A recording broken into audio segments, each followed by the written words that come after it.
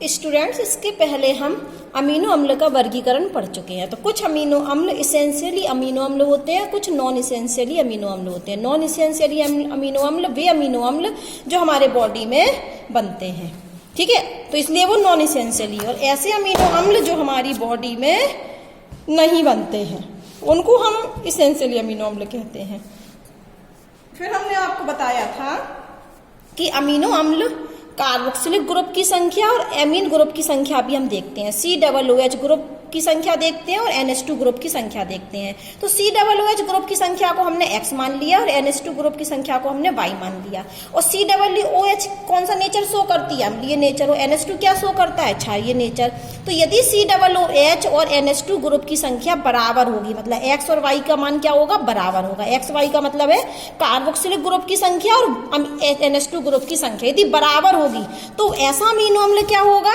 उदासीन होगा। और ऐसा अमीनो अम्ल जिसमें COOH की संख्या ज्यादा हो NH2 ग्रुप से, तो हम इस तरीके से बोला था कि X की संख्या बड़ी हो Y से, X बड़ा हो, COOH की संख्या ज्यादा हो NH2 ग्रुप से, तो अमीनो अम्ल अम्लीय अमीनो अम्ल होगा, अम्लीय अमीनो अम्ल, एसिडिक अमीनो अम्ल होगा। और यदि NH2 ग्रुप की संख्या बड़ी हुई, मतलब Y का मान ज्यादा हुआ X से, Y क्या है? NH2 ग्रुप की संख्या, और X क्या है? COOH की संख्या। यदि NH2 ग्रुप की संख्या COOH की संख्या से ज्यादा हुई तो उस समय उस अमीनो अम्ल को हम बेसिक क्षारीय अमीनो अम्ल कहते हैं। इतना हम आपको पढ़ा चुके थे। अब हम आज पढ़ने वाले हैं थोड़ा सा अमीनो अम्ल की प्रॉपर्टी। कौन सी अमीनो अम्ल? अल्फा अमीनो अम्ल। कौन से अमीनो अम्ल? अल्फा अमीनो अम्ल। और आपको याद होगा कि अल्फा अमीनो अम्ल को हमने क्या कहा था कि NH2 ग्रुप की आपेक्षिक स्थिति देखते हैं। किसके संदर्भ में? COOH के संदर्भ में। ये COOH वाला ग्रुप है, फंक्शनल ग्रुप है, कार्बोक्सिलिक ग्रुप है, और ये NH2 ग्रुप है। तो हम इस NH2 की स्थिति देखते हैं कि ये कहाँ जुड़ा है, अल्फा कार्बन पर कि बीटा की गामा। तो इस COOH के संदर्भ में NH2 ग्रुप की स्थिति देखते हैं। उस आधार पर अल्फा अमीनो अम्ल, बीटा अमीनो अम्ल होते हैं। तो ये देखिए एक मेन ग्रुप है, तो इसके बगल वाला ये कार्बन क्या हुआ? Alpha carbon. ये कौन सा कार्बन है? Alpha carbon. यदि अल्फा कार्बन पर NH2 ग्रुप होगा तो हम इस अमीनो अम्ल को अल्फा अमीनो अम्ल कहेंगे। ये कौन सा अमीनो अम्ल है? Alpha amino acid. और यदि NH2 ग्रुप बीटा कार्बन पर होता तो हम बीटा अमीनो अम्ल कहते हैं, और NH2 ग्रुप गामा कार्बन पर होता तो हम गामा अमीनो अम्ल कहते हैं। तो हम किसकी स्थिति देखते हैं? NH2 ग्रुप की। किसके संदर्भ में? COOH के संदर्भ में। तो ये हमारा एक अल्फा अमीनो अम्ल है। तो अल्फा अमीनो अम्ल की हम कुछ प्रॉपर्टी हमने 4 लिखी है। पहला कि ये अल्फा अमीनो अम्ल जल में विलय होता है। क्या होता है? जल में विलय। क्यों विलय होता है? इसलिए विलय होता है बेटा क्योंकि देखिए यहाँ पर ये ऑक्सीजन भी है, इसके पास नाइट्रोजन भी है और हाइड्रोजन भी है। तो ये हाइड्रोजन बंध बना सकता है। हाइड्रोजन बंध आपको याद होगा कौन बना सकते? F, O और N। ये अधिक इलेक्ट्रोनेगेटिव एलिमेंट हाइड्रोजन के साथ बंध बना लेते हैं। ये देखिए, ये 3 फ्लोरीन, ऑक्सीजन और नाइट्रोजन अधिक इलेक्ट्रोनेगेटिव एलिमेंट किसके संग बंध बना ले? या तो हाइड्रोजन के साथ फ्लोरीन बंध बना ले, या हाइड्रोजन के साथ ऑक्सीजन बंध बना ले, या हाइड्रोजन के साथ नाइट्रोजन बंध बना ले। तो इन तीनों बंधों को हम हाइड्रोजन बॉन्ड के नाम से जानते हैं। इसको हम क्या कहते हैं? Hydrogen bonding. तो इस अमीनो अम्ल के पास तो ऑक्सीजन भी है, नाइट्रोजन भी है, हाइड्रोजन भी है, तो ये तो क्या बना सकता है? हाइड्रोजन बॉन्ड बना सकता है। इसलिए जब ये जल के साथ हाइड्रोजन बॉन्ड बना लेगा, इसलिए ये जल में विलय होता है। तो अल्फा अमीनो अम्ल जल में विलय होते हैं। क्यों? कारण क्या है? Due to H bonding. ठीक है, तो अल्फा अमीनो अम्ल जल में विलय होते हैं ड्यू टू हाइड्रोजन बॉन्डिंग। दूसरा पॉइंट, ये रंगहीन होते हैं। क्या होते हैं? रंगहीन। और ये उच्च गलनांकी ठोस होते हैं। कैसे ठोस होते हैं? उच्च गलनांकी सॉल्ट ठोस। उच्च गलनांक होता है इनका। क्यों उच्च गलनांक होता है? क्योंकि देखो इसमें ये एसिडिक नेचर भी है और बेसिक नेचर भी है। और आप जानते हो कि एसिड और बेस आपस में मिलके साल्ट बना लेते हैं। ये एसिडिक नेचर, एसिड, और ये बेस, तो ये दोनों मिलके क्या बना लेगा? साल्ट। और जब साल्ट बना लेगा तो उनका गलनांक क्या हो जाएगा? उच्च। तो इसलिए अल्फा अमीनो अम्ल उच्च गलनांकी ठोस होते हैं क्योंकि ये साल्ट बनाते हैं। ठीक है, और ये क्रिस्टलीय ठोस भी होते हैं। चौथा पॉइंट, ये क्रिस्टलीय ठोस होते हैं। क्रिस्टलीय ठोस मतलब क्रिस्टल रूप में पाए जाते हैं। ये क्यों पाए जाते हैं? Due to zwitter ion. Zwitter ion की वजह से ये क्रिस्टलीय रूप में पाए जाते हैं। ये मतलब अल्फा अमीनो अम्ल। वापस सुन लीजिए, अल्फा अमीनो अम्ल जल में विलय होते हैं क्योंकि ये जल के साथ हाइड्रोजन बॉन्ड बना लेते हैं। अल्फा अमीनो अम्ल रंगहीन होता है। फिर मैंने बोला कि अल्फा अमीनो अम्ल उच्च गलनांक वाले ठोस होते हैं। तो इनका उच्च गलनांक क्यों होता है? क्योंकि ये साल्ट बनाते हैं, इनके पास एसिडिक नेचर भी है और बेसिक नेचर भी है। तो आप जानते हो कि एसिड और बेस मिलकर साल्ट बनाते हैं। इसी साल्ट बनने के कारण अल्फा अमीनो अम्ल का गलनांक ज्यादा होता है। फिर मैंने कहा कि अल्फा अमीनो अम्ल क्रिस्टलीय रूप में पाए जाते हैं, क्रिस्टलीय ठोस होते हैं। किस कारण से? ज्वाइटर आयन की वजह से। अब क्वेश्चन आता है कि ज्वाइटर आयन क्या होता है, तो अब हम पढ़ने वाले हैं ज्वाइटर आयन। अब ध्यान से देखना, सबसे पहले क्या होगा, ये देखिए ये एसिडिक है, तो ये कौन सा हाइड्रोजन है? ये एसिडिक हाइड्रोजन है, अम्लीय हाइड्रोजन है। ये COOH अम्लीय नेचर का होता है। तो ये कौन सा हाइड्रोजन है? अम्लीय हाइड्रोजन है। अम्लीय हाइड्रोजन का अर्थ क्या है कि ये क्या करेगा? H+ के रूप में बाहर, ये बंध के इलेक्ट्रॉन यहां शिफ्ट होंगे तो ये H+ के रूप में बाहर, ये H+ के रूप में बाहर आया। जैसे ही ये H+ के रूप में बाहर आया तो इस नाइट्रोजन के पास है लोन पेयर। क्या है? Lone pair. तो ये नाइट्रोजन अपने लोन पेयर इस हाइड्रोजन को देगा और अपने से जोड़ लेगा। तो क्या बनने वाला है? देखिए, ये तो R का R रहेगा। R किससे जोड़ा? कार्बन से, कार्बन रहेगा। कार्बन किससे जोड़ा? हाइड्रोजन से, हाइड्रोजन रहेगा। और ये किससे जोड़ा? COO, संग में लिख दिया COO। अब लेकिन इसने क्या किया? इस O ने बंध के दोनों इलेक्ट्रॉनों को अपनी तरफ खींच लिया, तो इस पर क्या आ गया? Minus charge. और ये हाइड्रोजन तो निकल गया था H+ के रूप में बाहर, और इस H+ को किसने ग्रहण कर लिया? H+ को लोन पेयर किसने दिए? नाइट्रोजन ने। तो नाइट्रोजन ने अपने लोन पेयर देके इसको बंध बना लिया। तो इस कार्बन से पहले क्या जोड़ा था? NH2 थे। अब ये वाला हाइड्रोजन भी इससे आके जुड़ गया, तो कितने हो गए? NH3। लेकिन जैसे ही जुड़े तो इस पर क्या आ जाएगा? Positive charge. इस पर इलेक्ट्रॉन खींचने से आ गया माइनस चार्ज। तो इस आयन को हम ज्वाइटर आयन कहते हैं। और इसी ज्वाइटर आयन की वजह से अमीनो अम्ल क्रिस्टलीय ठोस होते हैं। वापस सुन लीजिए, मैंने कहा कि ये H+ के रूप में बाहर निकला। ये H+ के रूप में बाहर निकला तो नाइट्रोजन ने अपने लोन पेयर इसको दे दिए, डोनेट कर दिए, और ये हाइड्रोजन उससे नाइट्रोजन से आकर जुड़ गया। तो यहाँ पर क्या बन गया? NH3। और जैसे ही नाइट्रोजन ने अपने लोन पेयर का दान डोनेट किए तो नाइट्रोजन पर क्या आ गया? Plus charge. और यहां से बंध तोड़कर ऑक्सीजन ने दोनों इलेक्ट्रॉनों को खींचा, इसलिए ऊपर आ गया माइनस चार्ज। इस आयन को, इस आयन को हम ज्वाइटर आयन कहते हैं। क्या कहते हैं? ज्वाइटर आयन। अब बहुत ध्यान से सुनिए, जो ज्वाइटर आयन होता है वो उदासीन होता है। इस पर धनावेश भी है ज्वाइटर आयन पर, और ऋणावेश भी है। ज्वाइटर आयन पर धनावेश भी है और ऋणावेश भी है, लेकिन जितना धनावेश है उतना ही ऋणावेश है। देखिए, एक धनावेश है, एक ऋणावेश है, तो ये क्या हो जाएगा? आपस में इनका प्रभाव खत्म, निरस्त हो जाएगा, कैंसिल हो जाएंगे। इसलिए ज्वाइटर आयन उदासीन होता है। वापस सुनिए, ज्वाइटर आयन पर धनावेश भी है और ऋण आवेश भी है, जो किस मात्रा में है? समान मात्रा में। जितना ज्वाइटर आयन पर धनावेश होता है उतना ही ज्वाइटर आयन पर ऋणावेश होता है। इसी कारण से ज्वाइटर आयन उदासीन होता है। देख के आप कहोगे कि मैडम इस पर तो प्लस चार्ज भी है, माइनस चार्ज भी, उदासीन कैसे हुआ? ये तो धनायन भी है, ऋणायन भी है, लेकिन जितना धनायन है उतना ऋणायन है।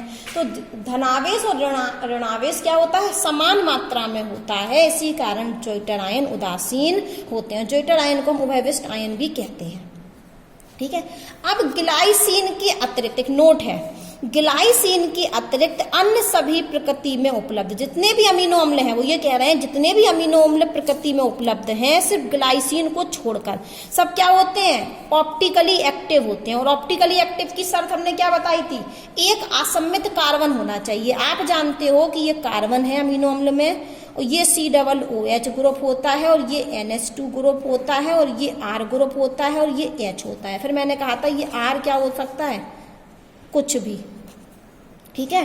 तो वो ये कह रहे हैं कि ग्लाइसिन को आप छोड़ दें, और ग्लाइसिन के अलावा जितने भी अमीनो अम्ल प्रकृति में उपलब्ध हैं वो ऑप्टिकली एक्टिव होते हैं। क्यों एक्टिव होते हैं? देखिए, कार्बन की चारों वैलेंसी अलग है। देखो, यहाँ COOH से ग्रुप से जुड़ी, यहाँ NH2 ग्रुप से जुड़ी, यहाँ S से जुड़ी, और यहाँ R से जुड़ी। तो ये कैसा कार्बन हुआ? ये तो असम्मित कार्बन है। ये कैसा कार्बन है? असम्मित कार्बन। इसी असम्मित कार्बन की वजह से जो अमीनो अम्ल होते हैं वो ऑप्टिकली एक्टिव होते हैं। सभी अमीनो अम्ल ऑप्टिकली एक्टिव होते हैं। अब हम आते हैं ग्लाइसिन के एग्जाम्पल पर। तो ग्लाइसिन में क्या होता है कि ये COOH ग्रुप होगा, ये हमारा NH2 ग्रुप होगा, ये हमारा हाइड्रोजन ग्रुप होगा। लेकिन ग्लाइसिन में, किसकी बात कर रहे हैं हम, ग्लाइसिन में, तो ग्लाइसिन में ये R की जगह क्या होता है, H। देखिए टेबल में पढ़ा था हमने, ग्लाइसिन कब बनता है, जब R की जगह क्या हो, H। तो इस R की जगह हमने लगा दिया H। जैसे ही हमने H लगाया तो ये और ये तो हो गए समान, और ये समान हो गए, तो अब ये असम्मित कार्बन नहीं है, अब ये असम्मित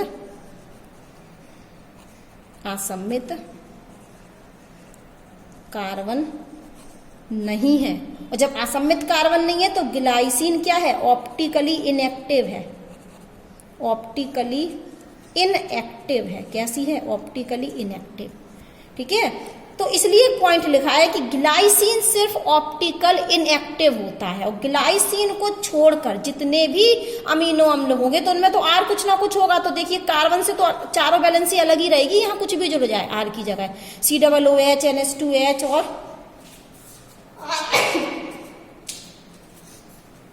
तो यहां तो आप देख रहे हैं कि असम्मित कार्बन है, सिर्फ ग्लाइसिन में ये RH होगा, तो ये दोनों ग्रुप क्या हो जाएंगे, समान ग्लाइसिन में। इसलिए ग्लाइसिन ऑप्टिकली इनएक्टिव होता है, और ग्लाइसिन को छोड़कर, ग्लाइसिन के अतिरिक्त सभी अमीनो अम्ल ऑप्टिकली एक्टिव होते हैं। किस वजह से, असम्मित कार्बन की वजह से। अब हम बहुत इंपॉर्टेंट पॉइंट पढ़ने वाले हैं, पेप्टाइड। क्या पढ़ने वाले हैं, पेप्टाइड। अब पेप्टाइड आप सुनिए क्या होते हैं पेप्टाइड। पेप्टाइड क्या होते हैं कि हम दो या दो से अधिक अमीनो अम्लों को मिला दें। वो भी कौन से अमीनो अम्ल, अल्फा अमीनो एसिड। और कितनी मात्रा में ले लें इन्हें, 2 या 2 से अधिक। ठीक है, हमने अमीनो अम्ल ले लिया 2 या 2 से अधिक और इन दोनों को मिला दिया। जैसे ही हमने मिलाया तो हमारा पेप्टाइड बनते हैं। कैसे बनते हो, बना के बता रहा है। तो पेप्टाइड कैसे बने, अमीनो अम्ल के मिलने से। तो 2 अमीनो अम्ल या 2 से अधिक अमीनो अम्लों को जब हम मिलाते हैं तो पेप्टाइड बनते हैं। यदि इन पेप्टाइड कितने, ये पेप्टाइड का जो भार हो वो कितना हो, 10,000 से ज्यादा हो। क्या हो, 10,000 AMU से ज्यादा हो जाए। पेप्टाइड का जो अणुभार है, जो भार है, वो 10,000 से ज्यादा हो जाए और कितने अमीनो अम्ल जुड़ जाएं, 100 अमीनो अम्ल से ज्यादा जुड़ जाएं, तो उस पेप्टाइड को हम प्रोटीन कहने लगते हैं। वापस सुनिए, 2 या 2 से अधिक जब हम अमीनो अम्लों को मिलाते हैं तो पेप्टाइड बनते हैं। और ऐसे पेप्टाइड जिनमें अमीनो अम्लों की संख्या 100 से ज्यादा हो, उन्हें हम प्रोटीन कहने लगते हैं। तो प्रोटीन क्या है, पेप्टाइड्स हैं हमारी, लेकिन ऐसी पेप्टाइड्स जिनमें अमीनो अम्ल की संख्या क्या हो, 100 से ज्यादा, या उनका अणुभार 10,000 से ज्यादा हो। तो ऐसे पेप्टाइड, दोनों को साथ में बोलना है कि ऐसे पेप्टाइड जिनमें 100 से ज्यादा अमीनो अम्ल हो और उनका अणुभार 10,000 से ज्यादा हो, तो ऐसे पेप्टाइड को हम प्रोटीन कहते हैं। तो सारे प्रोटीन में 100 से अधिक अमीनो अम्ल होते हैं। सिर्फ एक ऐसी प्रोटीन है जिसमें 100 से ज्यादा अमीनो अम्ल नहीं होते, अपवाद है।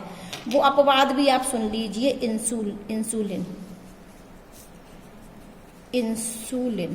इंसुलिन में सिर्फ 51 अमीनो एसिड होते हैं। कौन से amino acid, alpha amino acid.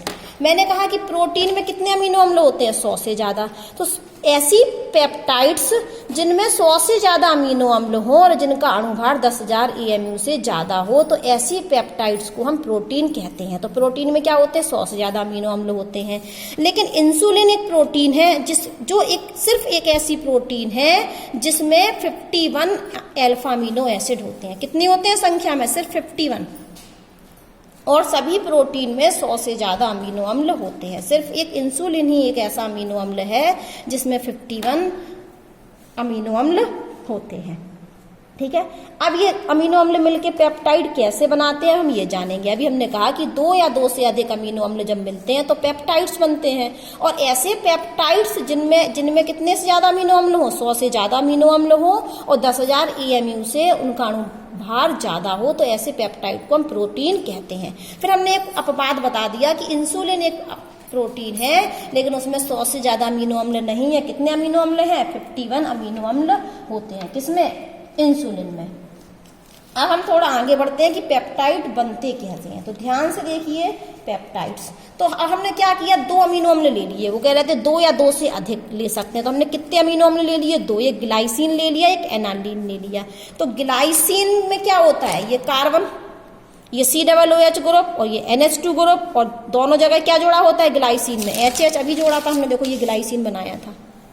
तो ये ग्लाइसिन ले लिया हमने, और एक ले लिया हमने एनानिन। तो एनानिन में क्या जुड़ा होता है, RCH3 जुड़ा होता है। हम यहाँ अलग से लिख देते हैं, चलिए।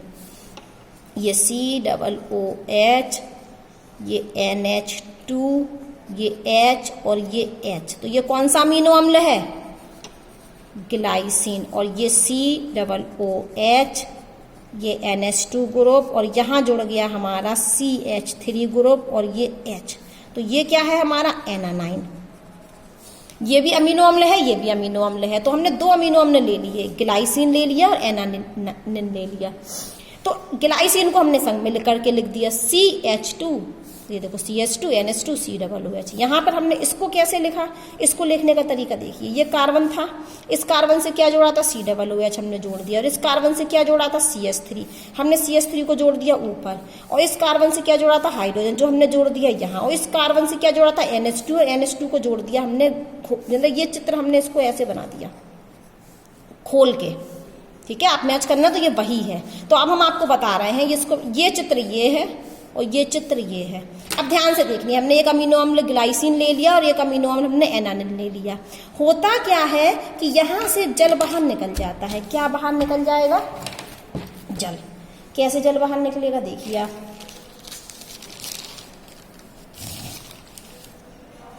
ये कार्बोक्सिलिक का OH और ये H, ये क्या बाहर निकल गया, H2O बाहर। H2O बाहर कर दीजिए। तो सबसे पहले क्या बचा, CH2 से क्या जोड़ा, NH2 जोड़ दिया। अब इस बॉन्ड से क्या जोड़ा, CH2 से CO, तो हमने C डबल बॉन्ड O जोड़ दिया। अब C डबल बॉन्ड O से आके कौन जुड़ेगा, N। C डबल O से CO से डबल O नहीं बचा, देखो CO से कौन जोड़ेगा, NH। तो हमने CO से क्या जोड़ दिया, NH। और NH से कौन जोड़ा था, कार्बन। उस कार्बन पर क्या था, एक COOH ग्रुप था, एक H ग्रुप था, एक CH3 ग्रुप था। तो हमने NH से कार्बन जोड़ दिया, उस कार्बन पर एक COOH ग्रुप जोड़ दिया, एक हाइड्रोजन जोड़ दिया, एक CH3 जोड़ दिया। कुछ नहीं किया हमने, 2 अमीनो अम्ल लिखे, एक ग्लाइसिन ले लिया, एक एनानिन ले लिया, और उनमें से क्या बाहर निकाल दिया, कार्बोक्सिलिक अम्ल ने OH दिया और NH2 ग्रुप ने H दिया, और H2O क्या हो गया, बाहर। जैसे ही H2O बाहर हुआ तो CO और NH के बीच में बंध बन गया। ये देखिए, ये इस बंध को ही हम पेप्टाइड बॉन्ड कहते हैं, पेप्टाइड बॉन्डिंग कहते हैं। ये हमारी पेप्टाइड बॉन्डिंग है। और ये क्या पूरा, ये क्या बन गया, ये पूरा हमारा पेप्टाइड्स बन गए। तो पेप्टाइड हमने क्या कहा था, कैसे बनते हैं, 2 या 2 से अधिक अमीनो अम्लों को मिला दें। तो हमने 2 अमीनो अम्ल लिए और दोनों अमीनो अम्लों को जोड़ दिया। किससे जोड़ते हैं अमीनो अम्ल, पेप्टाइड बॉन्डिंग से। तो ये होती है पेप्टाइड बॉन्डिंग। तो 2 अमीनो अम्लों को जब हमने मिलाया पेप्टाइड बॉन्डिंग से, तो ये पेप्टाइड बन गया। इसका नाम कैसे लिखेंगे, कौन से अमीनो अम्ल से मिलकर बनाइए, ग्लाइसिन और एनानिन। तो हमने इसको संग में कह दिया ग्लाइसिल एनानिन, ठीक है।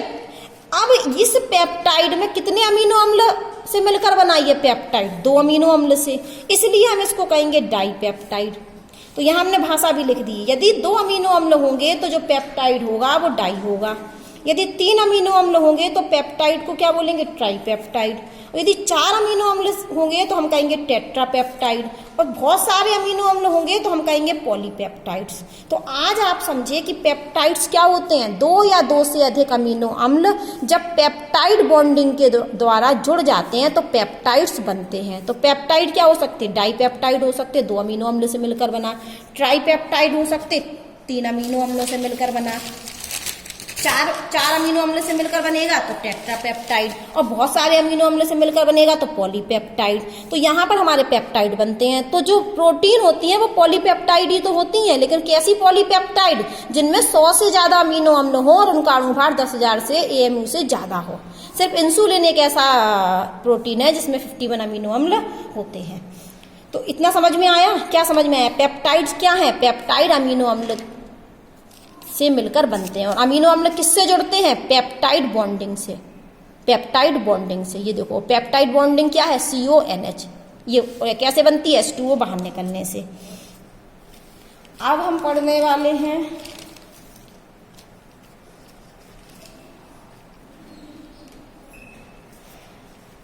ये जो टर्मिनल होता है, इस टर्मिनल को हम एन टर्मिनल बोलते हैं और इस टर्मिनल को हम सी टर्मिनल बोलते हैं अमीनो अम्ल में। कार्बोक्सिलिक ग्रुप वाले टर्मिनल को सी टर्मिनल और NH2 ग्रुप वाले को एन टर्मिनल।